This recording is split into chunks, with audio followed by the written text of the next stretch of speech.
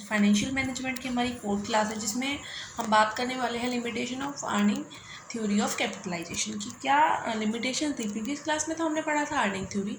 इस क्लास में हम बात करने वाले हैं लिमिटेशन ऑफ अर्निंग थ्योरी कि क्या लिमिटेशन थी अर्निंग थ्योरी ऑफ कैपिटलाइजेशन में। ठीक है, वैसे अर्निंग थ्योरी लॉजिकल है क्योंकि इसका डायरेक्टली रिलेशन किससे होता है? हमारी इनकम से होता है कि हम कितना अर्न करने वाले हैं, estimate of future earning and normal rate of earning. ठीक है, इसको हम जो नॉर्मल रेट ऑफ अर्निंग है इसको हम कैपिटलाइजेशन रेट भी कहते हैं, है ना।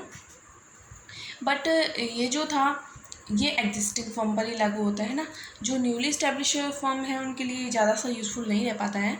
तो अब हम इस लिमिटेशन देख लेते हैं कि इसकी कुछ लिमिटेशन भी है कि जो फर्म है उसकी जो फ्यूचर अर्निंग है और नॉर्मल रेट ऑफ रिटर्न है उनका सही अनुमान तो लगाया नहीं जा सकता। और ये तो बहुत ही ज़्यादा डिफ़िकल्ट काम है क्योंकि हमें ये पता लगाना कि हमें फ्यूचर में कितने प्रॉफिट होने वाले हैं, क्योंकि फ्यूचर तो अनसर्टेन होता है। फ्यूचर के बारे में कोई कुछ नहीं कह सकता और ये बहुत ही ज़्यादा डिफ़िकल्ट काम हो जाता है जिसमें हम पता लगाएं कि हमारी फ्यूचर अर्निंग क्या होगी और नॉर्मल रेट क्या होगी, है ना। In real life it is very difficult to correctly ascertain the two, यानी कि इन दोनों को करेक्टली बता पाना बहुत ही ज़्यादा डिफ़िकल्ट है ना। और it is not too easy to determine the normal earning rate. हाँ, नॉर्मल अर्निंग रेट को भी बता पाना कि कितनी है वो भी बहुत मुश्किल है ना। और जो नॉर्मल ये जो फर्म की जो फ्यूचर अर्निंग है वो बहुत सारे फैक्टर्स पर भी डिपेंड करती है, जैसे कि जो गुड है उसकी, जो हमारी प्रोडक्ट है उसकी क्या डिमांड है प्रोडक्ट में ना, मार्केट में, है ना। प्रोडक्ट डिमांड ऑफ प्रोडक्ट मतलब कि कितना कंपटीशन चल रहा है उस इंडस्ट्री में, है ना। प्रबंध की कार्यकुशलता कैसी है कि कैसे काम कर रहे हैं वो, और जो लेबर है उसकी प्रोडक्टिविटी क्या है ना। इन सब बातों पर भी निर्भर करती है किसी भी चीज़ की मतलब फर्म की अर्निंग रेट, है ना। और इन दो मतलब हम अर्निंग रेट भी इतना अच्छी तरह नहीं निकाल सकते, हमें पता नहीं होगा कि नॉर्मल अर्निंग रेट कितनी चल रही है, क्योंकि फ्यूचर तो अनसर्टेन होता है, उसके बारे में तो हम कुछ कह ही नहीं सकते ना। तो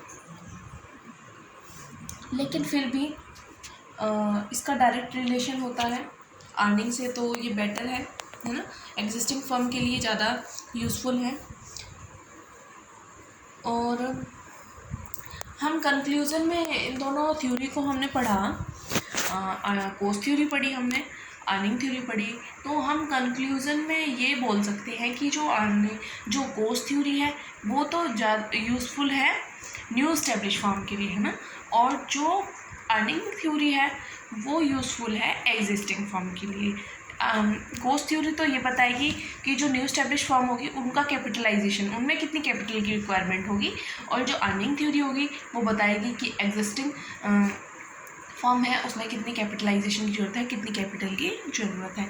और जो अर्निंग थ्योरी है उसमें कैपिटलाइजेशन दो बातों पर निर्भर करता है, नॉर्मल अर्निंग रेट पर और अर्निंग और किस पर, एस्टिमेट ऑफ फ्यूचर अर्निंग, यानी कि फ्यूचर की अर्निंग कितनी होगी उस पर, है ना।